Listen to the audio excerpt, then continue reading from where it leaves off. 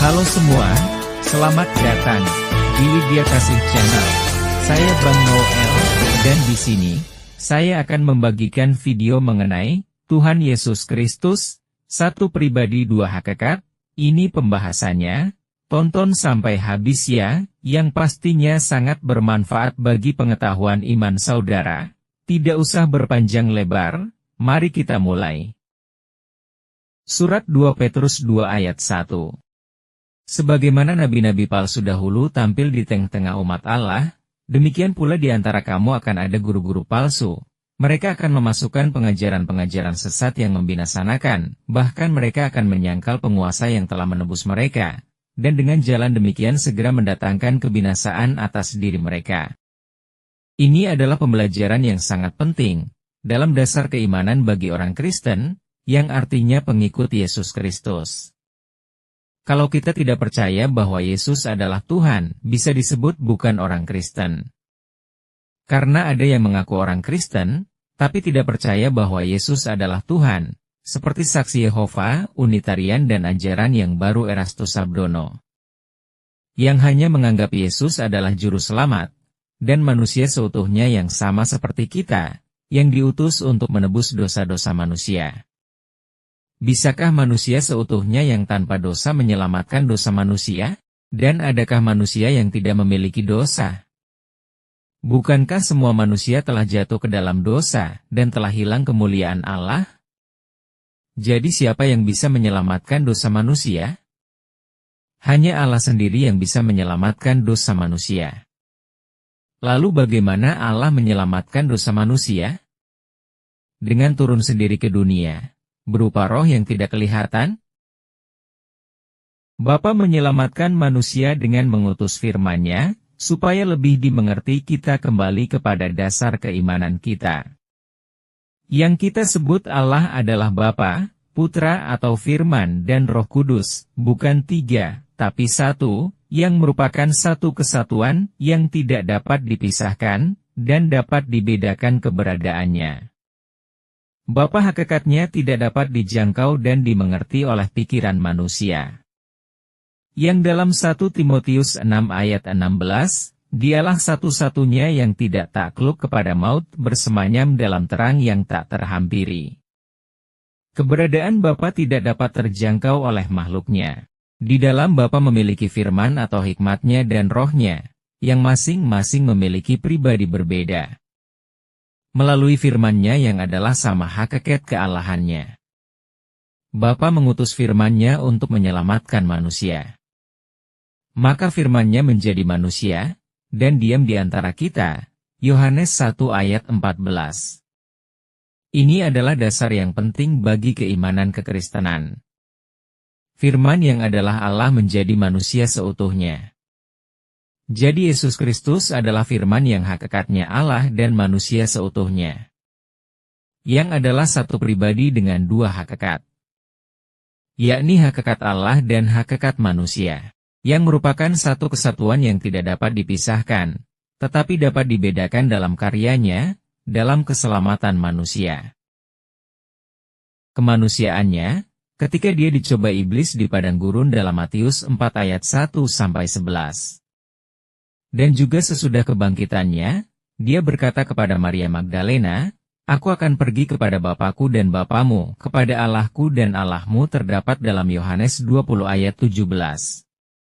Kealahannya dapat mengampuni dosa, terdapat dalam Lukas 7 ayat 48 dan 49.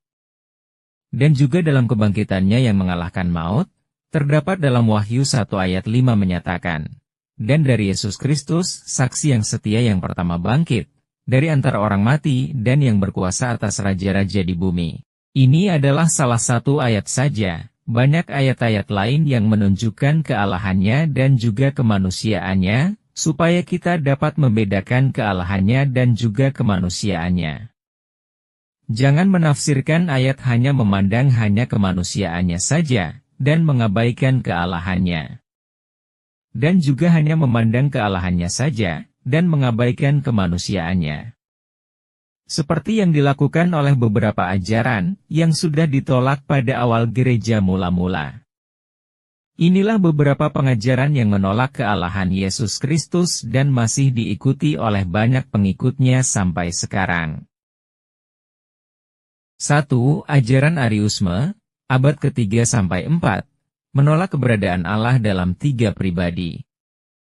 Kristus yang adalah firman Allah dianggap bukan Tuhan, namun hanya sebagai malaikat yang tertinggi, atau malaikat super yang disebut Mikael, yang keberadaannya sebagai makhluk yang diciptakan mula-mula, dari semua ciptaan.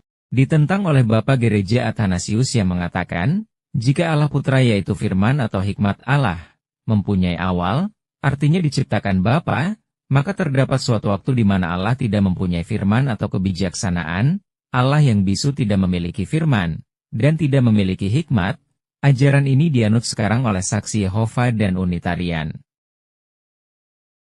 2. Ajaran Adoptionisme abad ke-2 dan 3, dan ajaran Paulus Samotasa yang menolak kealahnya Kristus, yang jelas-jelas ditentang oleh Thomas Aquinas tahun 1225 sampai 1274 yang mengatakan, ada orang-orang seperti Ebion dan Cerinthus, dan kemudian Paul Samosata yang mengakui kemanusiaan Yesus saja, karena menurut pandangannya, Tuhan tidak mungkin mengambil daging untuk menjadi manusia, tetapi seorang manusia yang kemudian menjadi Allah.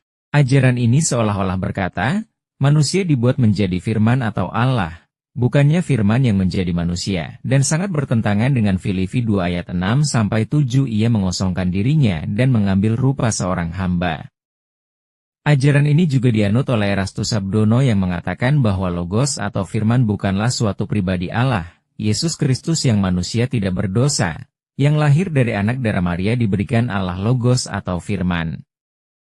Dan firman itu melalui proses kehidupannya meresap masuk ke dalam dirinya.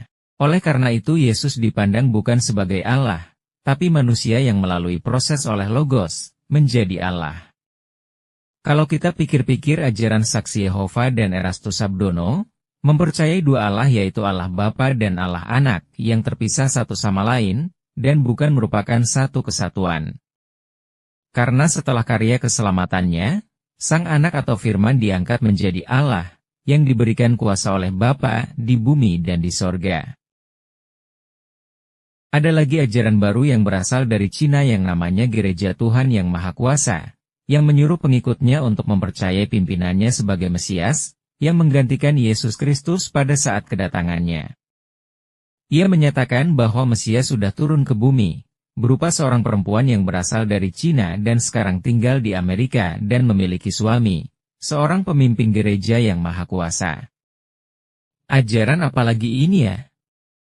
Kesimpulannya saudara-saudara, di akhir zaman ini banyak ajaran yang menyesatkan, dan ujung-ujungnya menyangkal Yesus Kristus sebagai Tuhan dan Juru Selamat. Kemuliaan bagi Allah di tempat yang maha tinggi. Amin. Kiranya pada tahun 2025 ini, semakin kita giat mengenal kebenaran tentang Yesus Kristus sebagai Tuhan dan Juru Selamat kita. Terima kasih telah menonton video ini, jangan lupa like, share dan subscribe. Tuhan Yesus memberkati.